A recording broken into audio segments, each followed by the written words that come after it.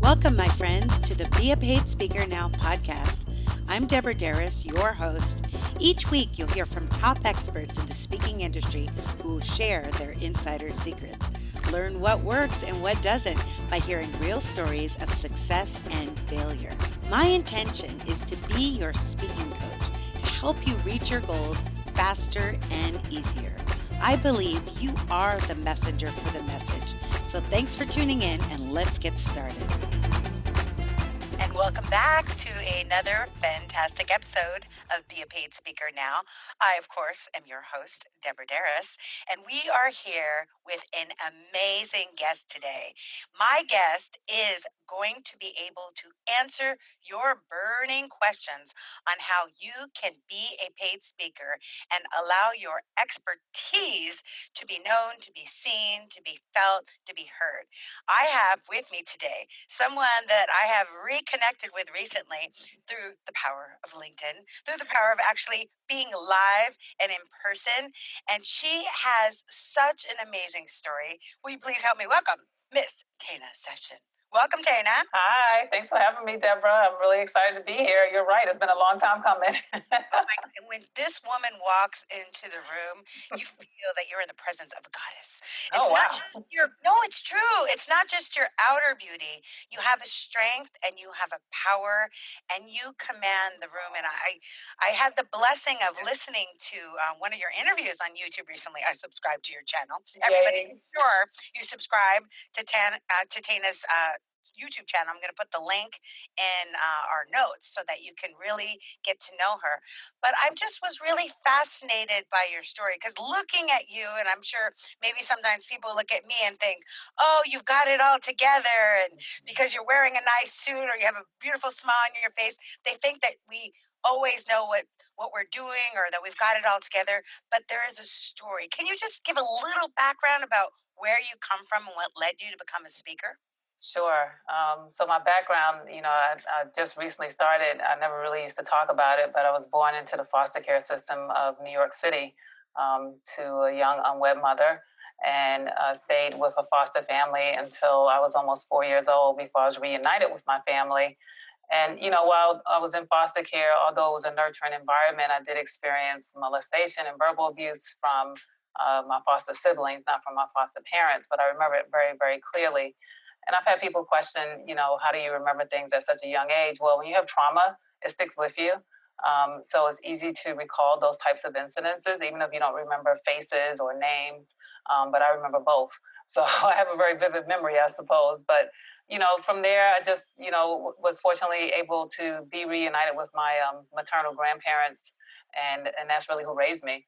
So I stayed with them until I was about 16 years old before I moved back to moved in with my father, actually, because I was able to reconnect with him. And, as the years went by, I found out who he was and built a relationship with him. Wow. And having that story, because we all have these stories that run in the back of our head, sometimes can influence the choices we make and the decisions we make and how we live, move, and operate in the world. How did you go from, surviving all of that challenging upbringing to becoming or making the decision to become? I think before we become a professional speaker, we make a decision that we have a message or we have a story that needs to be heard. Yes? Yes, absolutely. Well, my background professionally is in human resources. So I've been in HR for over 20 plus years, and I've been the head of HR for multiple companies for 10 of those. And about 3 years ago, I just wasn't feeling fulfilled. And I reached, I guess you could say, a plateau in my career where, once you're the head of HR, it's like, where do you go from there? And you can continue to move around to different companies and continue to be the head of HR. But ultimately, the job after a while starts to feel the same. And I just felt I had more to offer the world and more I wanted to do. And I took 3 months leave of absence and just said, I want to try and do some career coaching for people because I saw how people just weren't prepared for the job market. They weren't prepared for how to grow their career once they were in a job. And I wasn't in a position where I could share that information readily because, of course, my allegiance was to the company. So I wanted to be able to share all of the knowledge I've gained over 25 years. I started in HR as an admin assistant. And, within 7 years, I grew my career and tripled my income. It became a chief, human resources officer, for lack of a better word. So I wanted to share with people some of the challenges I've seen people encounter when they interview. And as a result, that started leading me into speaking engagements. And I just kind of took it from there. And as I said, I really didn't share my personal story for probably 2 years. I just recently started sharing it in the last year. And it was because for me, it was a sense of embarrassment. I didn't want to answer questions that I may not have the answers to. But once I did share it, not only was it a release for me, but it has released so many other people who I've talked to. And it's been amazing. People have known me all these years, including back in high school, and I still keep in touch with them. They're like, we never knew. I was like, well, I didn't talk about it because I was embarrassed. And what I had to realize was that it was nothing for me to be embarrassed about. We all have a story, as you said. It's about what you do with those adversities. And so I decided to use mine as fuel and not excuses to propel me through success through life. Exactly. And, there are studies of twins who have the same upbringing, Mm-hmm. and one could have, the story of abuse and say, oh, because of this, I'm going to choose a life of crime. And the other twin could say, and in spite of this, I'm going to choose to make a difference and overcome and inspire other people. So life is so much about choices, and you're working your way from administrative to top of HR and then now as a speaker. So Yeah. how did you book your first speaking engagement and become, or are you a full-time speaker? Yeah, so I'm a full-time solopreneur. I do speaking, coaching, and business consulting, as well as HR consulting. And my first speaking engagement actually was through my network. Once I told people I was taking this leave of absence and I wanted to start doing this, people started reaching out to me and saying, "Hey, can you help me with my resume? Can you help me with my job search, etc." And I found out that there was a women's conference taking place, and a friend of mine was going to attend. And she said, Tana, I think it'd be a great idea for you to reach out to the coordinator and maybe do a workshop. She's like, because these are women. And I particularly have an affinity for women between the ages, I would say between 35 and 55. Yes. Yeah, That's me, friend. that's right. That's my age group. And what I did was I did a career workshop. So I talked to people about how to get back into the job market, especially when you're over 50, how to compete against millennials. And from there, again, because it was recorded and, I was able to put some clips on my YouTube channel and share it on my social media. Then from there, it just kind of evolved and other people started reaching out to me, asking me to do things. And I got a connection from there to do some work with Xerox, where I was able to do a series of webinars for them because they're all over the country, all over the world, even. And then they actually booked me to come to their annual conference for one of their employee resource groups in La Buffalo. la. Big Yeah, time. yeah. So just as you see, it just kind of evolved and it went from there. And then, eventually, not just doing corporate stuff, but then eventually I got brought in to start doing motivational and inspirational stuff, in particular for women, because once I shared my story, that just opened up another doorway for me in terms of what types of speaking engagements I've been doing. And that is the first thing that I coach people on myself, is that clarity is cash. So once you realize that your skill, all the years of working in HR, it taught you things about, what the do's and don'ts that people are doing with interviewing and how to really go up the ladder in careers and to coach other people, then you have that ability to share that with others. But it's putting yourself out there that first time to do the workshop, to have the courage to call that women's conference organizer and say, can I do a workshop? How did you work up the courage? Because I don't want to skip through that part, because some people are scared to Sure. even think that they have something to say or that they could pick up the phone and call that person. Yeah, well, I was introduced through email first, again, through my personal friend. So that helped. But I still had to build a relationship on my own. So once the email introduction was done, then I asked for a time on her calendar to talk to her and find out more about the conference. So I'd done some research on the conference in advance, so that way I kind of knew what I was walking into and whether or not this would even be a good fit for me. Now I have been doing speaking, quote unquote speaking, in corporate because I would sit on panels representing my company at different events. I was a very involved member of different HR networking events. So I would do, trainings, et cetera, there. And then I did new hire orientation. So I was comfortable for the most part speaking in front of a controlled crowd, let's say. When it's corporate or a bunch of new hires, you're like, yeah, I know this stuff, so I can talk about it all day. So this was a little different. But she and I, got on the phone and we had a conversation. I told her about myself, sent her my bio. She was immediately interested because of the subject matter. They didn't have anyone that really was an HR expert out of any of their workshops. They had people who could talk about writing a book or who could talk about social media branding, et cetera, but they didn't have anyone that could talk to the career focused person. A lot of their topics were really around entrepreneurship. So for me, I was unique in that perspective. So I appreciated that. And as a result, I was able to, again, just get on the agenda. And, I had to make the investment. They weren't paying. So I had to, it was my first one. I really didn't have a speaker reel to speak of or anything like that to share with them. So they took a chance on me as well. So I just, put everything together in a nice little package and sent them some bullet points of what I would cover so it can go in their brochure. And, made the investment. But it was in Miami. I flew from LA to Miami and stayed at the hotel and, paid out of pocket for everything. But as a result of that, it really got my foot into the public speaking arena, the official public speaking arena, versus coming in through the corporate, like I'm representing a company. There, I was representing Tana Session. Right. I love it. So clarity is cash. You knew what lane you were in.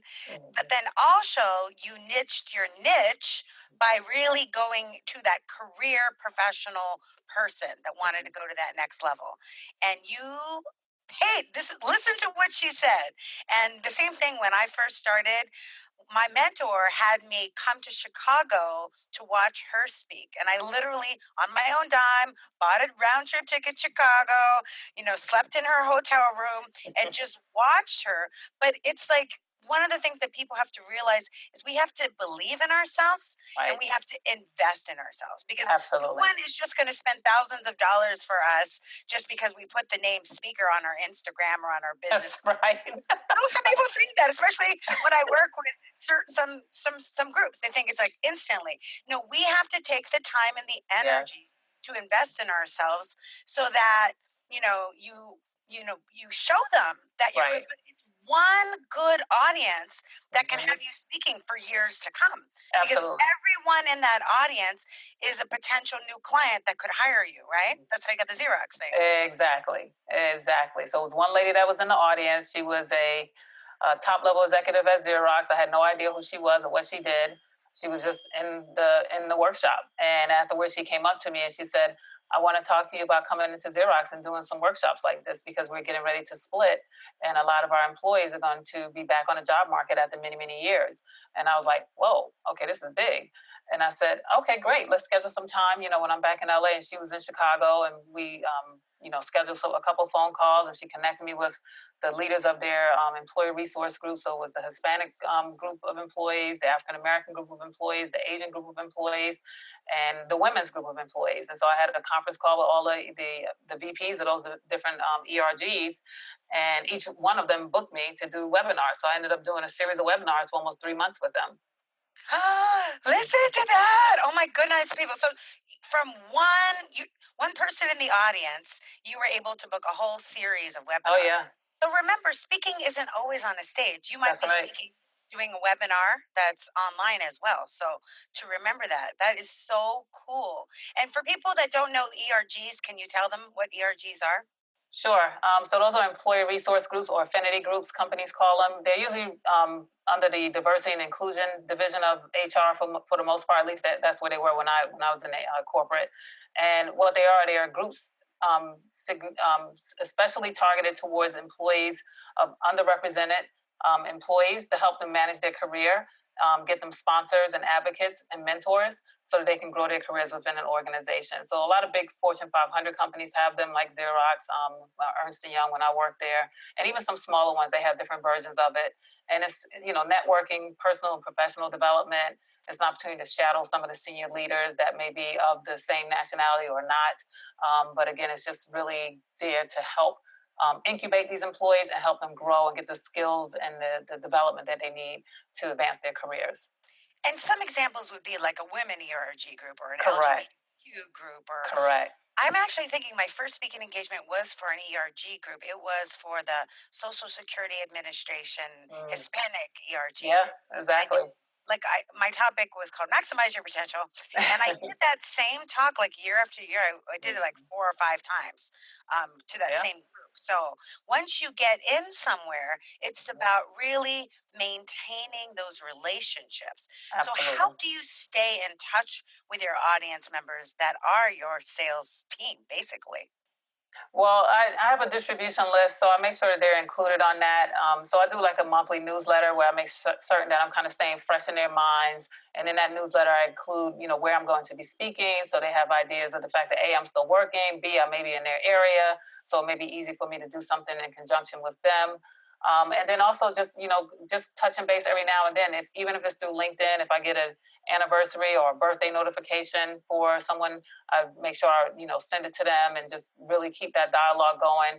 And I tell people your network, and I even talk about this in my book, your network is more about feeding than it is for fishing. So you want to make sure that you're giving more than you're getting through your network. So if you see, someone in your network that you feel could be a decision maker or someone who can help you get booked, and you see something in the news about their company, or you hear that they got a promotion or something like that, send them some sort of recognition or acknowledgement. And the good thing with LinkedIn, they make it so easy these days, because I've been on LinkedIn since it started many, many moons ago, and it's morphed and evolved since then. And what I love is that they have the notifications now where it comes up on your reminders. You don't even have to really do anything. And then it gives you the options of what to say. So it's almost mindless, really. But people enjoy it. I enjoy it when I get a bunch for my birthday and for my anniversary as well. So it's a way to just keep in front of people, keep top of what I call top of mind awareness, and just help them, remember you. They'll think about you when they think about, oh, I need a speaker, or I need someone to come in and do a training. That's your area of expertise. So, number one, everyone, make sure that you have some sort of an email list like a MailChimp or a Constant Contact Aweber, etc. And also LinkedIn. What you're saying, especially if individuals out there want to have a corporate Right. client base, LinkedIn is where all the Fortune 500 companies, the people that are in charge of these ERGs, are held. And I'm sure there's groups of ERGs that are on LinkedIn, or and companies have Mhm. ERG groups that are hosted on LinkedIn, I would guess. Yeah, and it may be private to the employees, so that may be difficult to get in, but you can always request. And they can turn you down if they don't want you in. Huh. Since all the groups are private anyway, you have to request to get in now. It never used to be that way, but they changed it a couple of years ago. But I love what you said about fishing, about feeding, not fishing. Yes. A lot of people, as professional speakers, as paid speakers, aren't used to the business piece of it. And Yeah. being a business owner is like 80% of the speaking. I mean, speaking really is probably 10%, right? I mean, Right. actually, That's the right. rest of it is the branding and the marketing and the publicity Right. and all the social media that goes into it. Speaking is just like, you get to do it, a little percent of the time. Right. But it's important to know and to have these systems in place, because Absolutely. otherwise it could be feast or famine. I don't know about you, but I've experienced in this industry where I had so many gigs and where I had nothing. There was crickets. I'm like, hello, Yes, anybody booked? exactly. So I'm how do you keep yourself booked? Like you said, it's about the marketing, and you're right. We're not in the speaking business. I had a business coach tell me this. He said, "Tana, you're not in the speaking business. You're in the marketing business, and you have Mm. to understand that that's what we're doing. We're marketing ourselves, trying to stay top of mind for decision makers and coordinators and event planners. You have to constantly keep your presence fresh. If you have to do free speaking just to practice and keep your voice out there and get some video and some photos for your speaker reel, then do it. Especially if you don't have to, come out of pocket too much. Like I do stuff here locally in LA because it's easy to get to. I don't have to travel. It's gas in my car, okay. But you never know who's in the audience. But in addition to that, I make sure I bring either my husband or my son, because they're my videographers. I'll That's make sure they come and catch some video of me and some testimonials and some candid shots. Again, all of this is about marketing. So if you can show that you're busy and that you're staying booked, it's like when I was in corporate, we wanted to hire people who were working more so than people who weren't. So I would think the same things with event coordinators and planners. They're looking for people who are busy, who are speaking to their type of audience and speaking on their type of topics. But that's how I stay busy. I just constantly research. As you said, it's 80% marketing. So I'm home more than I'm on the road. And when I'm home, I'm on my computer. I'm researching what types of events are coming up for the next 6 to 12 months. I'm reaching out to coordinators. I'm hearing no, and I'm keeping it going, because that's part of the job too. You're going to get rejected, but that's okay. I say no means new opportunity. So just keep going. Oh my God! Are you guys tweeting this? She says, and Tana Session says, NO means new opportunities. That's a good one, friend. That's right. So when you reach out to these event coordinators, is it phone, email? How are you doing it? I usually start by email because that's the easiest way to find Right. them, through the research. So whether it's through Eventbrite or Google, I reach out by email and then, hopefully they respond. And when they do, I usually, if I find a number in the signature, because sometimes they slip it in there, I will call them and I'll wait a day. I'll wait at least a day. And then I'll give them a call and just get on the phone or leave them a voicemail, and sometimes they'll call back. Sometimes they won't. But I just follow up. Now, what I also learned is that, a lot of times these things take time to nurture. So you may have to reach out 7 to 11 times. So if you think of the store 7 to 11, that should be your target. 7 to 11 times before you can turn someone around to a yes. And that's the same if you're looking for clients for a coaching program. And that's the average for me, Yeah. 7 to 11. Yep. I mean, I've had the 7 to 11 times sometimes last over a 3.5-year period. Right. Exactly. You know what I mean? Like, they say, okay, don't call back now in February. Maybe we'll for next year's conference. Okay, next year comes around. Right. I literally booked a gig. It was a big one with Procter & Gamble through Facebook because we linked up on Facebook. Yeah. And, now I know more about LinkedIn. So I'm more linking on LinkedIn now. But I was able to book that gig like 3.5 years, but literally like 7 or 9 contacts later. It's not just on the first contact if you don't get through, you give up. That's where having the diligence and the perseverance, and I know it seems like a lot of work. Some of you that are listening are like, wow, that sounds like a lot. And that's why, once you have systems, you can delegate it to someone, you can have a virtual assistant help you out. But all of my biggest gigs, I've negotiated myself. I haven't had them through an agency. It's always been me that sealed the deal. What about you? Yeah, same thing. And I'm glad you mentioned that because I'm a member of a couple of speaker bureaus, and honestly, I haven't gotten anything through them. And I was on speakermatch.com for a while when I first started as well, and pitching and pitching and pitching, and nothing came through there. So I canceled my membership after a year. And I said, let me put this money somewhere else.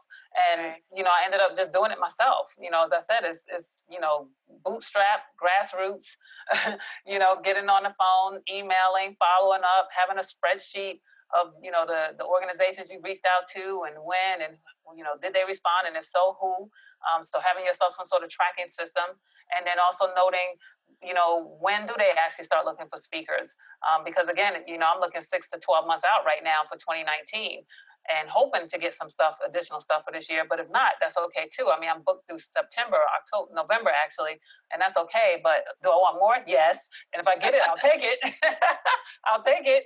But now I have my sights set on 2019 because there were so many opportunities I didn't know about this year that I saw other people got booked for, and so I made a list of those too. So I said, hey, this is someone who's speaking about similar topics. I see what events they got booked for. And so, okay, let me write down the name of this event and when it was, and then backtrack to when they started looking for speakers. So now I know, okay, they got booked in June. They started looking for people in February. So February, I want to reach out to them.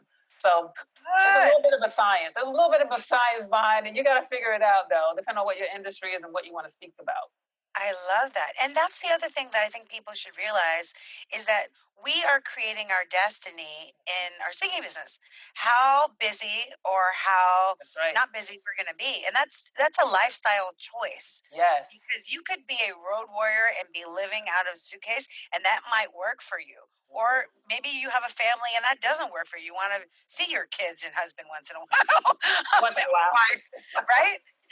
It depends. What's comfortable for you now may be different in 5 years from now.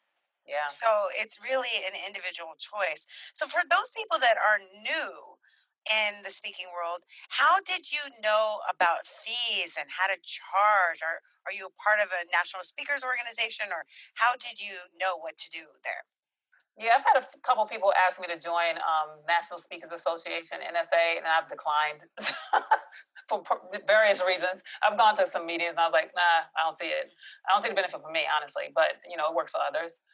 So I'm not knocking it. But for someone who is new and they want to know what to charge for speaking, I would say, go to, some speaker trainings if you can. Do some research online. Again, Google is a man's best friend, a woman's best friend. You can find out a lot of information on Google. I have a speaker training, friends. There you go. Hello. Speaker training. Yeah, there's one right there. There's also groups on Facebook. I'm a member of the Black Speakers Network and Black Speakers Rock. They share a lot of resources and information in there as well, openly and freely. So again, there's different resources, things I didn't know, a couple of years ago that I know about now, where I could have saved myself some pain. But and also a coach. Hire a coach, because I have 3 coaches. I'm looking for 2 more. Me too. I have 3 coaches right now. 3 to 5 coaches.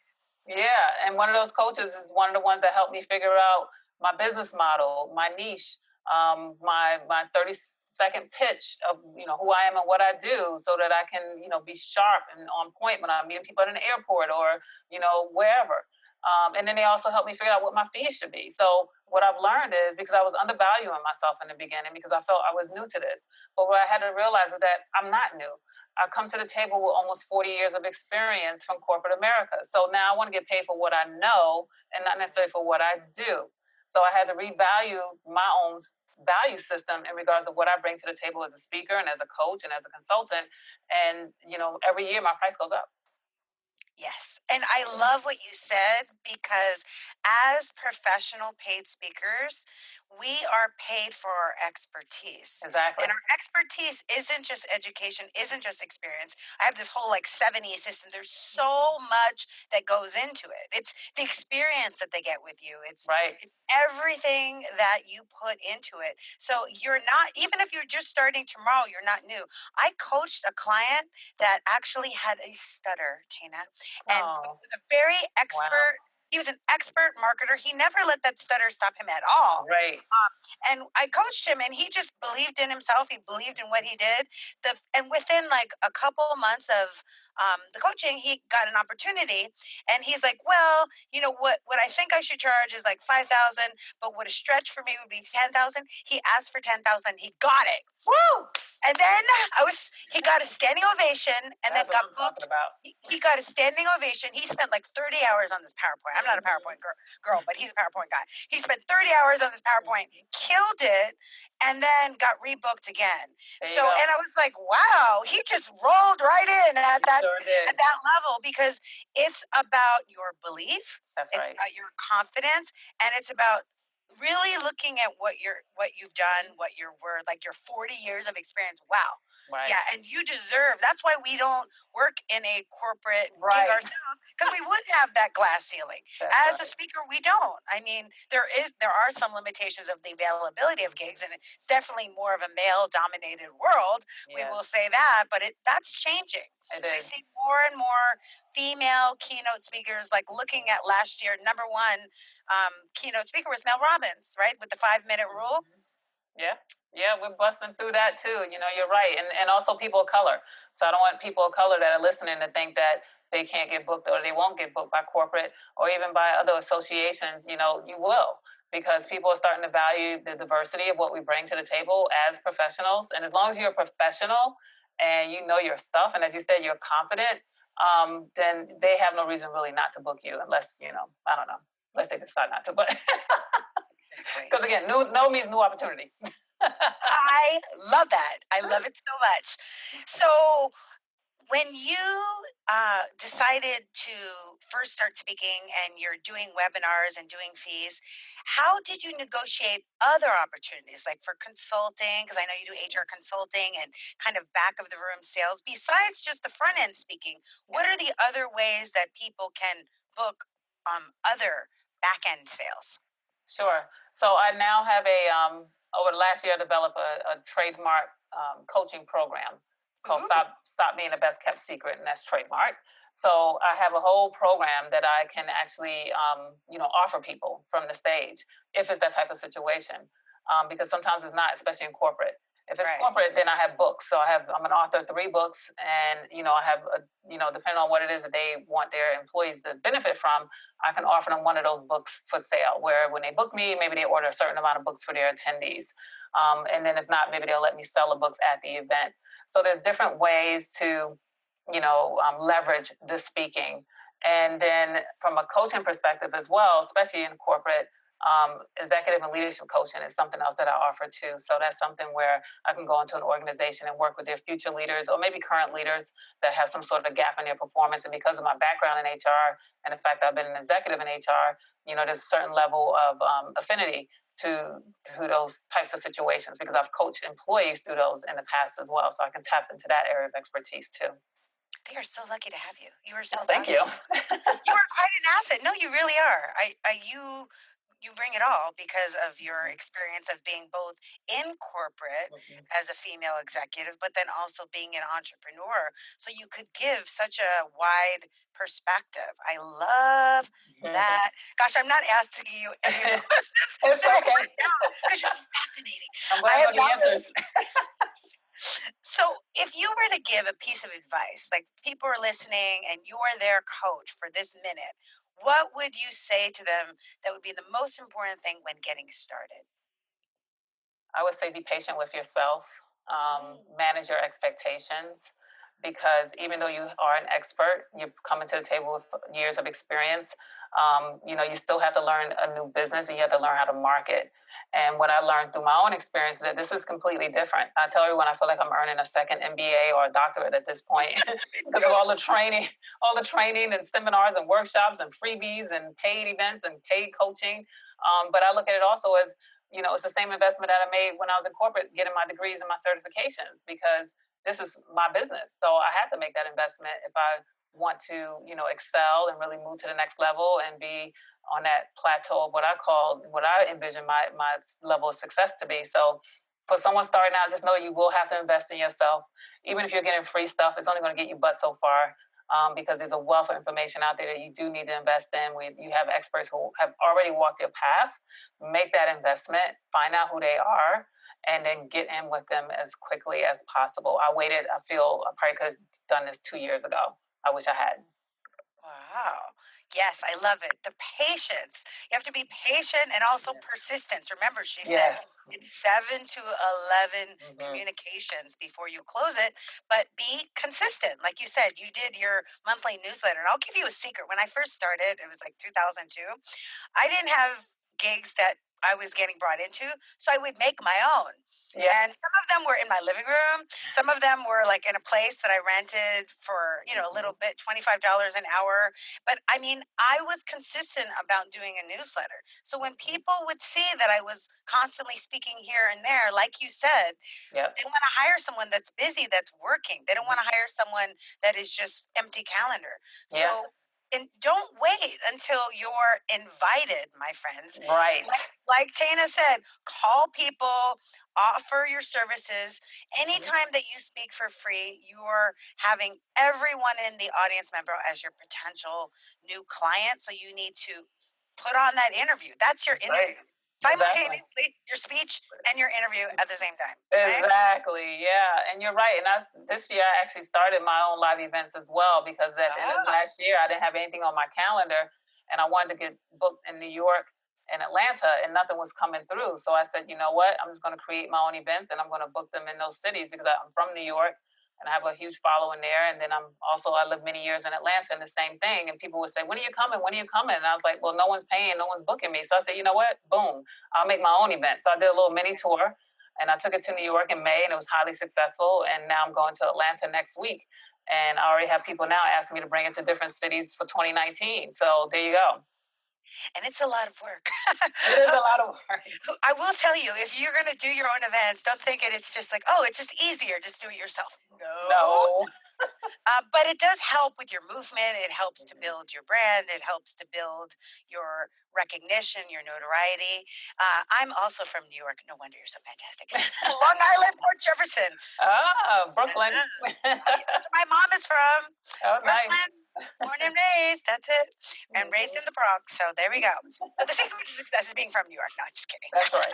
But one thing that New York does teach you is hustle and perseverance. Because if you could walk to school in the snow, you could get on the phone and ask for a speaking engagement, right? Yeah, so, if you can make it there, you can make it anywhere. Exactly. So how can people stay in touch with you, Tina? Would love for them to follow me on all my social media platforms, and everywhere I'm listed as Tana M Session. So that's TANA M for Marie, last name SESSION. That's on Twitter, LinkedIn, Facebook, Instagram, YouTube. So and also SoundCloud now. So I have my own little podcast I'm kicking off, so they can find me on SoundCloud now too. Fantastic. I'm trying to be omnipresent. Yes. I just found this podcast on Spotify, which I listen to Spotify more than iTunes. And I was like, oh, I'm on Spotify. It was so fantastic. So exciting. That's great. I just want to say thank you. You have given so many tidbits. Even if you apply one or two of the items that you said, you will be well ahead of where we started. Yes. Able to be out there. One of the reasons I'm so passionate about this podcast and just interviewing amazing experts like Tina is because I believe everyone is a messenger for a very important message. And we're in a time now more than ever where our voice needs to be heard, that we need to speak up and to allow whatever is that is, I call our soul's contract, that deepest passion, that ignited fire that we know that we will not fulfill our destiny until we do it, that now is the time. Don't think it's when your kids graduate from school or when this happens or when you have this degree or this certification. No, no, no. If you're listening to Be a Paid Speaker now, it's not called Be a Paid Speaker mañana, tomorrow. It's called Be a Paid Speaker now. So if you are feeling the call and you're listening because you're feeling the call, act on it. Listen to what Tana said, follow her, and stay synergized. So I want to say thank you so much for tuning in. And I want to invite you all to join my group, my network. I have a Speak with Confidence Facebook group that you can come on. You could also download my free webinar. That's deborahderas.com/speaknow. Or if you're ready to invest in yourself, you can join the Be a Paid Speaker Now Academy, which is an online course and mastermind that will support you with all this great information and even more, my friends. I am so grateful to be of service to you, and I look forward to getting your reviews on iTunes. Make sure you give it a 5-star, whatever you feel. And then when you share it with other people, you'll just be allowing even more messengers. And what would this world be like if everybody was shining their light and speaking their truth and being in alignment with what they came here for? It would be amazing. And that's what I'm calling everyone to do. So thank you so much for tuning in. And remember, with the power of synergy, anything is possible. Ciao. Thank you. Bye. Thanks. Thanks for tuning in. Join us next week for more juicy secrets to get you paid to hit that stage. If you would like to grab my free ebook on how to be a confident speaker, go to www.deborahderas.com/speaknow. And remember, you are the messenger for the message. See you next week.